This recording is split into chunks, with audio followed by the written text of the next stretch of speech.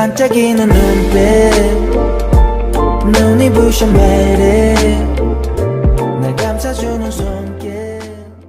After being released from prison, Choi Jae-young discovered a heartbreaking truth. The boy she had raised like her own, Kang Sung-woo, wasn't just abandoned by some stranger. His real mother was her sister-in-law, Kang Mi-ran. Jae-young couldn't believe it. The pain, the sacrifices, all the emotional suffering she had endured for decades suddenly felt like a cruel joke. It all made sense now. The way Mi-ran had stayed close, pretending to care, it was all fake. As memories flooded back, Jae-young's anger exploded. But Mi-ran didn't even flinch. She wasn't sorry. In fact, she acted proud and arrogant, as if giving up her son had been no big deal. Jae-young was stunned. After everything, Mi-ran showed no guilt. Instead, she looked down on Jae-young, mocking her silently with a twisted smile. That was the moment Jae-young made up her mind. She would make Mi-ran pay for everything, not just for what she had done to her, but also for the pain her daughter Jae In had suffered.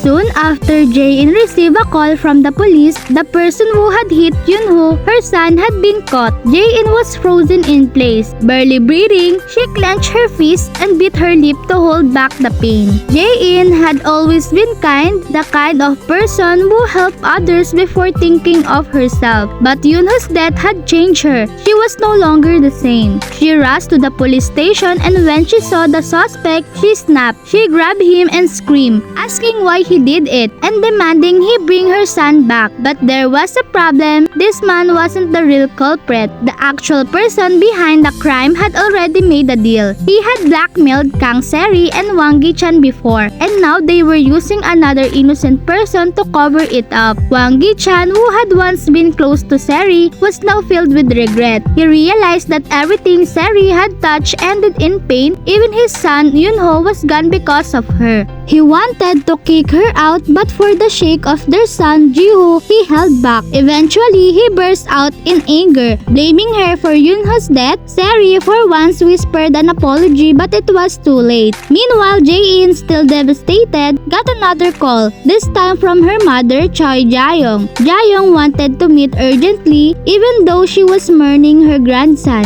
Jae-young's biggest worry was Jae In. She had always put Jae In first, sometimes to an unhealthy degree. When they met, Jae-young told Jae In to stay strong and hinted that they should make Hwang Gi Chan's family suffer just as they had. Jae In, lost in guilt, blamed herself for Yunho's death, but Jae-young disagreed to her. The real villain was Hwang Gi Chan, who had cheated, broken Jae In's family, and set everything in motion. Then Jae-young asked the questions that had been bothering her. How had Gi Chan become chairman of the company? She had given her vote to her sister-in-law, Mi-ran, but Jae In explained that both Mi-ran and Sung-woo had voted for Gi Chan. Jae-young was shocked. She couldn't believe how could her own family betray her like this. It made no sense. That's when she realized Mi-ran wasn't just a traitor in the past. She was still an enemy now. Trying to calm herself down, Jae-young said they should take back their home and kick Mi-ran and Sung-woo out. But Jae In quietly replied that the house wasn't theirs anymore. It now belonged to Hwang Gi Chan. Mi-ran and Sung-woo had already moved out.